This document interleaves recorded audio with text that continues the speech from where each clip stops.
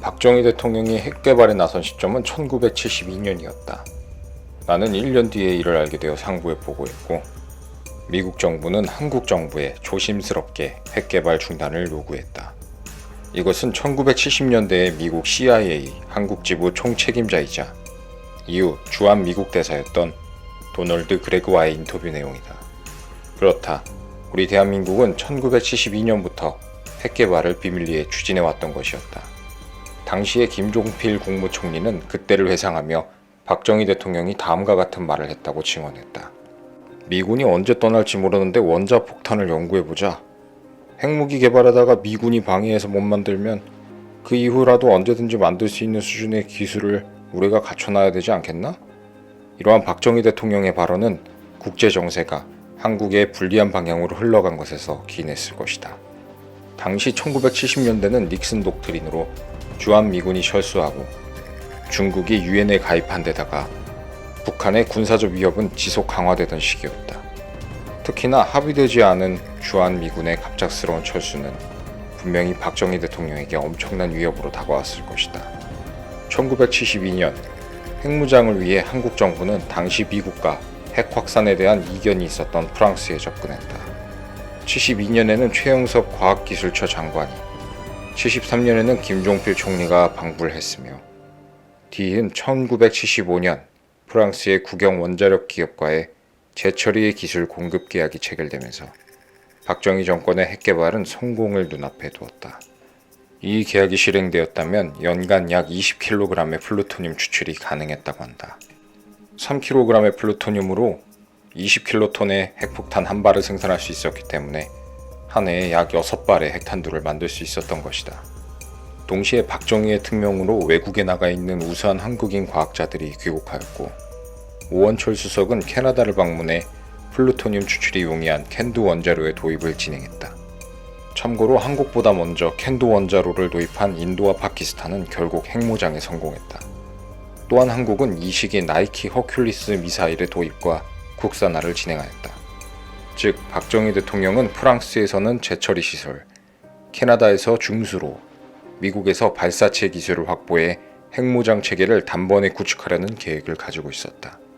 1974년 인도가 핵실험에 성공하자 주한 미국 대사관과 CIA까지 우리나라 각 정부 부처를 돌며 핵개발 포기를 압박하기 시작했다. 1975년 박정희 대통령은 이를 이기지 못하고 핵 확산 금지 조약에 서명한다. 그리고 1975년 6월 12일 미국을 방문했을 당시 워싱턴 포스트와의 언론 인터뷰에서 다음과 같이 발언한다. 우리도 핵 개발 능력을 갖추고 있지만 실제로는 개발하지 않고 핵 확산 금지 조약을 준수하고 있습니다. 이렇게 한국은 핵 확산 금지 조약을 통해 명명백백하게 핵 개발을 포기했다. 라고 말하면서 사실 뒤에서는 계속 핵 개발을 추진하고 있었다. 이렇듯 핵 개발을 강력하게 추진하던 박정희 대통령의 계획은 1년 뒤에 발각되고 1977년에 엄청난 제재를 가하겠다는 미국의 압박으로 핵 개발을 포기하게 된다. 당시 미국의 압박은 북한과 중국의 동맹에 대항하는 한미 상호 방위 조약의 파기 수준이었던 것으로 알려졌다. 이러한 이중적 태도로 인하여 미국이 박정희 대통령에 대해 불심이 커졌던 탓인지 이듬해인 1978년 미국의 청와대 도청 사건이 터지고 당시 중앙정보부장이었던 김재규가 엄청난 질책을 받게 된다. 어쩌면 이 핵개발이 도화선이 되어서 박정희 대통령이 살해된 걸지도 모르겠다. 여기까지가 암암리에 알려진 핵개발의 비화다. 그런데 이와 관련해서 1993년 한 소설이 대한민국을 흔들게 되는데 그것은 누구나 한 번쯤 들어봤을 무궁화 꽃이 피었습니다였다. 이 소설의 이야기는 철저하게 허구라고 알려져 있고 물리학자 이휘소 박사의 죽음과 박정희 대통령의 죽음을 교묘하게 결합하여 한국의 핵개발을 둘러싼 국제적인 갈등을 서사의 중심으로 끌어들이고 있다. 이 소설로 인해 이휘소 박사는 한국의 오펜하이머로 불리고 여러 사람들에게 강인한 인상을 남긴다. 소설은 이휘소 박사의 일기와 편지 등을 무단으로 전제하거나 인용하였고 단순 교통사고로 사망한 것을 암살당한 것으로 인용하여 유족들이 출판 및 판매 금지 가처분을 신청하기도 했다. 대한민국의 핵개발과 이휘소 박사를 연결하는 것에는 어느 정도 납득이 가는 것도 많다. 앞서 박정희 대통령이 핵 개발을 포기한 1977년은 공교롭게도 이희소 박사가 사망한 해와 같은 해다.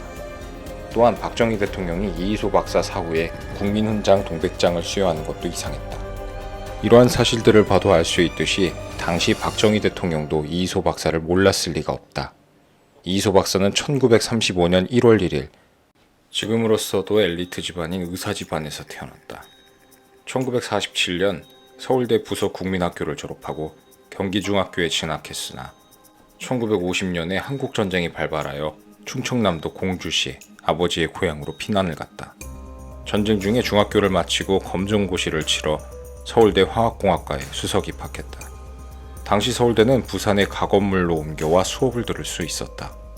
그러나 그는 화학보다 물리에 더 많은 호기심을 느꼈고 미군 장교 부인회의 후원을 받는 유학장학생에 선발되어 1955년 1월 미국 마이애미 대학교 물리학과로 편입하게 된다. 그는 1년 반 만에 최우등 졸업 후 피츠버그 대학원에 진학했다. 이후 펜실베이니아 대학교에서 박사학위를 취득하고 1962년 영주권이 나옴과 동시에 말레이시아 화교였던 마리안과 결혼했다. 이렇듯 학자로서의 삶과 미국 영주권자로서의 삶을 이어가던 이희소 박사는 어쩌다 한국의 오펜하이머라는 별명으로 불리게 되었을까? 그것은 그가 소설의 모티브였기 때문이라는 해석이 다수의 의견이다. 이희소 박사는 미국인 심사위원 자격으로 1974년 한 차례 한국에 방문한 것을 제외하고는 한 번도 한국에 발을 들인 적이 없었다. 또한 그는 미국으로 귀화한 사람이었음에도 모국인 한국 사회에 지대한 관심을 갖고 있었기에 유신 독재와 박정희 정권에 상당한 반감을 가지고 있었다고 동료 교수들은 이야기한다. 뿐만 아니라 이희소 박사는 평소 핵무기가 반드시 없어져야 하고 독재 국가에서의 핵무기 개발은 결코 허용되어서는 안 된다고 주장했다.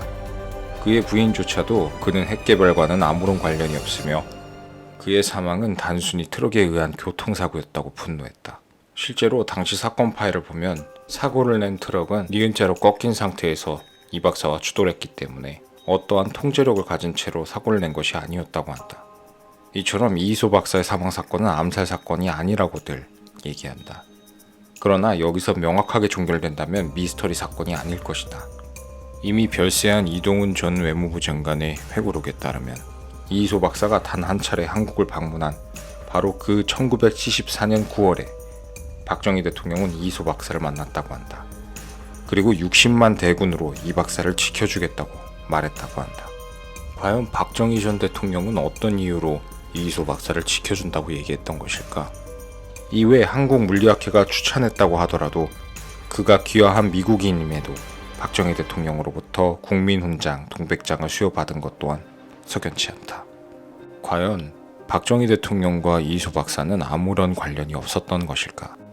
이희소 박사의 공로로 노벨 물리학상을 수상한 이론물리학자 압두스 살람은 이희소 박사의 자리에 내가 있어 부끄럽다고 수상 소감을 밝혔다. 42살의 젊은 나이에 부인과 자식들을 두고 생을 마감한 그는 비운의 천재 과학자일까? 아니면 사고 외에 다른 이유로 죽음을 맞이한 한국판 오펜하이머일까? 미국에서 발생한 해당 사건은 현재까지 사고사로 남아있다.